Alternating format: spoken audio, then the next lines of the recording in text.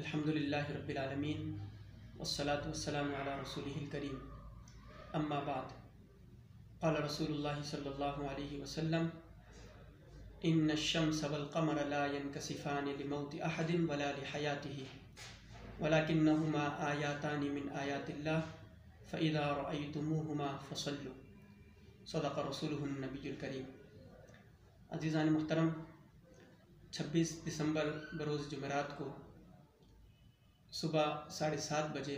سورج گرہن کے حوالے سے مختلف نیوز چینلز پر اور اخبارات میں آپ نے دیکھا ہوگا، سنا ہوگا اور پڑھا ہوگا۔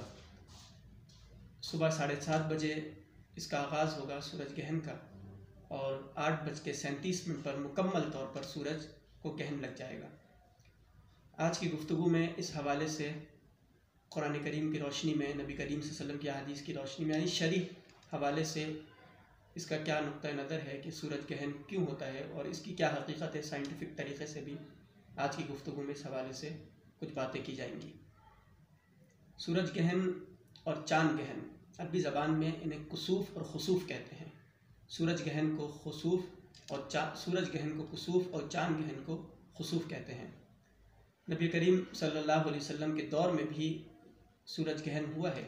اور اس کے حوالے سے صحابہ کرام سے مختلف احادیث مروی ہیں۔ سائنٹیفک حوالے سے کہ سورج گرہن کیسے ہوتا ہے، اس کی حقیقت کیا ہے، تو اس حوالے سے ہمیں یہ بات ذہن میں رکھنی چاہیے کہ چاند، سورج، زمین، ہر چیز اپنے مدار میں گردش کر رہی ہے۔ یعنی سائنس جو ابتدا میں یہ بات کہا کرتی تھی کہ زمین ایک جگہ پر ٹھہری ہوئی ہے اور سورج اس کے ارد گرد گردش کر رہا ہے، پھر سائنس نے اپنے موقف کو تبدیل کیا اور کہا کہ سورج ایک جگہ پر ٹھہرا ہوا ہے اور زمین اس کے ارد گرد گردش کر رہی ہے۔ لیکن اب سائنس بھی یہ بات کہتی ہے کہ سورج، چاند، زمین، ہر چیز گردش کر رہی ہے، اور قرآن بھی یہی بات کہتا ہے کہ وَكُلٌّ فِي فَلَكٍ يَسْبَحُونَ۔ تو ایک گردش کے نتیجے میں جب یوں ہوتا ہے کہ سورج اور چاند، ان دونوں کے درمیان زمین حائل ہو جاتی ہے، تو ایسی صورت میں، یعنی سورج کی روشنی چاند پر نہیں پڑتی، درمیان میں زمین حائل ہو جاتی ہے، تو ایسی صورت میں چاند گرہن ہو جاتا ہے۔ اور جب چاند ان دونوں کے درمیان میں حائل ہو جائے، یعنی زمین اور سورج کے درمیان میں، تو ایسی صورت میں سورج گرہن ہو جاتا ہے، یعنی سورج کی روشنی وہ زمین پر نہیں پڑتی بلکہ درمیان میں چاند حائل ہو جاتا ہے۔ تو یہ اس کی ایک حقیقت ہے، اور یہ سال میں کئی مرتبہ بھی ہوتا ہے، کئی سالوں میں بھی ہوتا ہے، یعنی اس کا کوئی بھی مدت نہیں ہے، کسی بھی وقت یہ واقع ہو جاتا ہے۔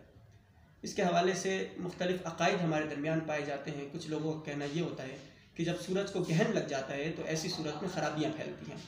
کچھ لوگ کہتے ہیں کہ جب سورج کو گرہن لگ جاتا ہے تو اس کی وجہ سے جادو کے اثرات یہ زیادہ ہو جاتے ہیں۔ کچھ لوگ یہ کہتے ہیں کہ اگر کوئی حاملہ عورت ہو، اس کے پیٹ میں کوئی بچہ ہو، جب سورج کو گرہن لگتا ہے تو ایسی صورت میں اس کے حمل کو ضائع ہونے کا خطرہ ہو جاتا ہے، اس کے حمل کو نقصان پہنچتا ہے۔ یعنی مختلف حوالے سے مختلف عقائد ہمارے درمیان پائے جاتے ہیں۔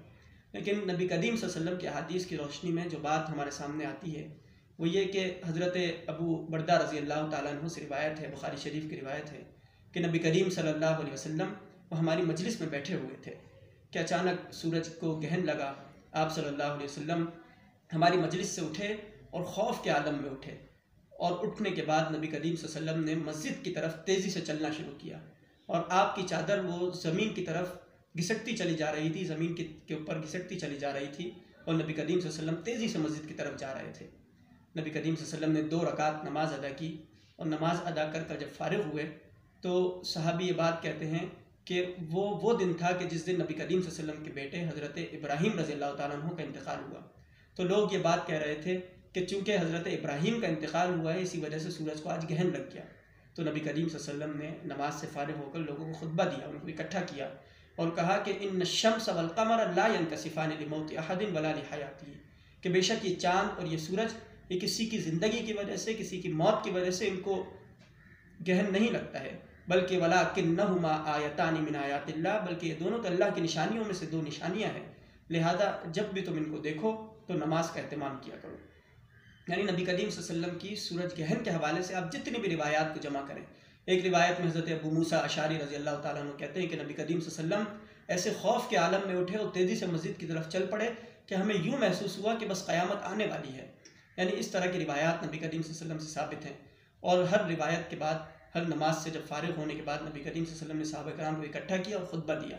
تو ان خطبوں کے نتیجے میں کچھ اعمال ہمارے سامنے آتے ہیں کہ جن اعمال کو ہم سورج گہن جب بھی ہو، یعنی جمعرات کو جو سورج گہن ہو رہا ہے، ہم ان اعمال کو کر سکتے ہیں۔ ان میں سے پہلا عمل یہ ہے کہ ہم نماز کا اہتمام کریں، 2 رکعت نماز۔ ایک روایت میں یہ آتا ہے کہ نبی کریم صلی اللہ علیہ وسلم نے ایک قیام، ایک رکوع اور 2 سجدے ایک رکعت میں کیے، اور دوسری رکعت میں بھی اس طرح، جس طرح ہم عام نفل پڑھتے ہیں اسی طرح نبی کریم صلی اللہ علیہ وسلم نے عمل کیا۔ ایک روایت سے بھی بات ثابت ہوتی ہے کہ نبی کریم صلی اللہ علیہ وسلم نے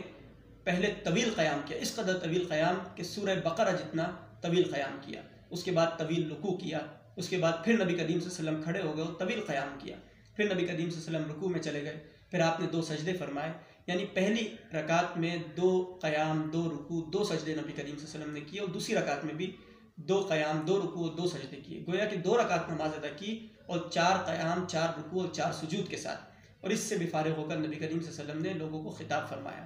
تو یہ تمام خطاب اگر آپ اکٹھے کریں تو ان سے ہمیں جو اعمال ہمارے سامنے آتے ہیں ان میں سے پہلا یہ ہے کہ ہم نماز کا اہتمام کریں جب بھی سورج گہن ہو، دوسرا یہ کہ ہم کثرت سے استغفار کریں، یعنی اپنے گناہوں کی بخشش اللہ رب العالمین سے مانگیں، اپنے گناہوں کی مغفرت کا اللہ رب العالمین سے مطالبہ کریں، کیونکہ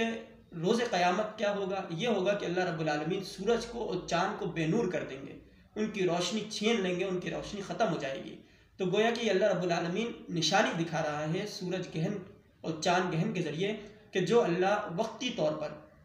سورج کو گہن لگا سکتا ہے، اس کی روشنی کو چھین سکتا ہے، وہی اللہ اس بات پر بھی قادر ہے کہ روز قیامت اس کو مکمل طور پر گہن لگا دے اور اس کی روشنی کو چھین لے۔ تو دوسرا عمل یہ ہے کہ ہم اپنے گناہوں سے استغفار کریں، تیسرا عمل یہ ہے کہ ہم کثرت سے اللہ کا ذکر ادا کریں، چوتھا عمل یہ ہے کہ ہم کثرت سے اس کی تکبیرات بیان کریں، اور پانچواں عمل جو حدیث سے ثابت ہوتا ہے وہ یہ کہ ہم صدقے کا اہتمام کریں۔ تو جمعرات کو جو سورج گہن ہو رہا ہے اس میں میری آپ سب سے گزارش ہے اور نصیحت ہے کہ آپ ان تمام 5 اعمال کا